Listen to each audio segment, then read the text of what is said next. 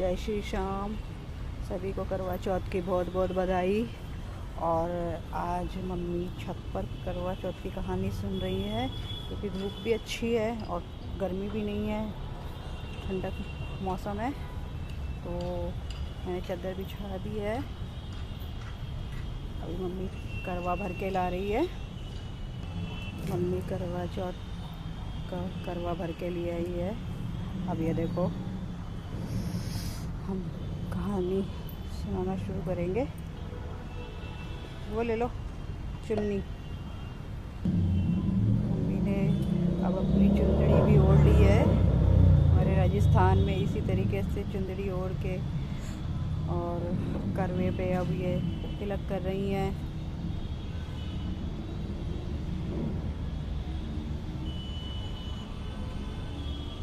साथिया लगा के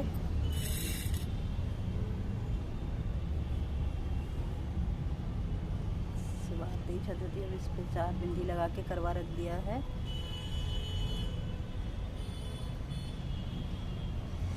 आज व्रत कथा की जो किताब है वो मिल नहीं रही है, इसलिए मोबाइल से ही कथा पढ़नी पड़ेगी। तो थोड़े से चावल इसमें हाथ में ले लिए हैं कहानी सुनते टाइम। करवा चौथ की व्रत कथा।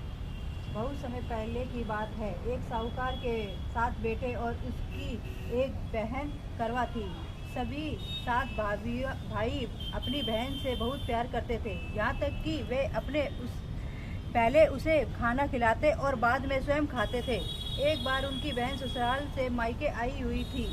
शाम को भाई जब अपना व्यवसाय बंद कर घर आए तो देखा कि उनकी बहन बहुत व्याकुल थी। सभी भाई खाना खाने बैठे और अपनी बहन से भी खाने का आग्रह करने लगे, लेकिन बहन ने बताया कि उसका आज करवा चौथ का निर्जल व्रत है और वह खाना सिर्फ चंद्रमा को देखकर उसे अर्घ देकर ही खा सकती है। क्योंकि चंद्रमा अभी तक नहीं निकला है, इसलिए वह भूख प्यास से व्याकुल हो उठी है।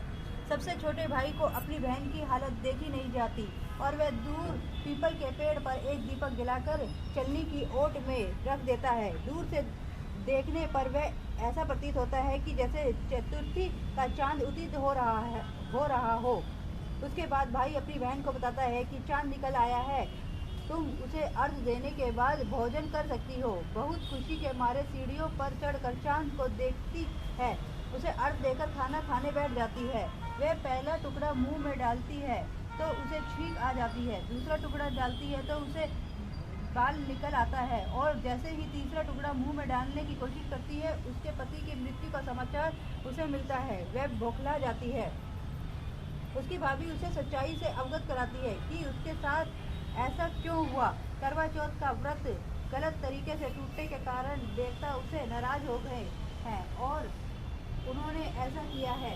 सच्चाई जानने के बाद करवा निश्चय करती है कि वह अपने पति का अंतिम संस्कार नहीं होने देगी और अपने सपितृ से उन्हें पूर्व जन्म दिला कर रहेगी। वह पूरे 1 साल तक अपने पति के शव के पास बैठी रहती है, उनकी देखभाल करती है। उसके ऊपर उगने वाली सुई नुमा घास को वह एकत्रित करती जाती है। 1 साल बाद फिर करवा चौथ का दिन आता है। उसकी सभी भाभियाँ करवा चौथ का व्रत रखती है। जब भाभियाँ उससे आशीर्वाद लेने जाती है तो वह प्रत्येक भाभी को यम सुई ले लो, पिए सुई दे दो, मुझे भी अपनी जैसी सुहागिन बना दो, ऐसा आग्रह करती है। लेकिन हर बार भाभी उसे अगली भाभी से आग्रह करने का कह जाती है।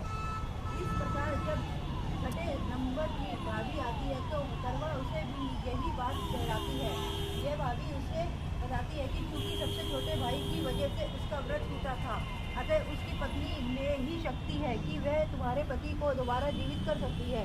इसलिए जब वह आए तो तुम उसे पकड़ लेना और जब तक वह तुम्हारे पति को जिंदा नहीं कर दे उसे नहीं छोड़ना। ऐसा कहकर वह चली जाती है।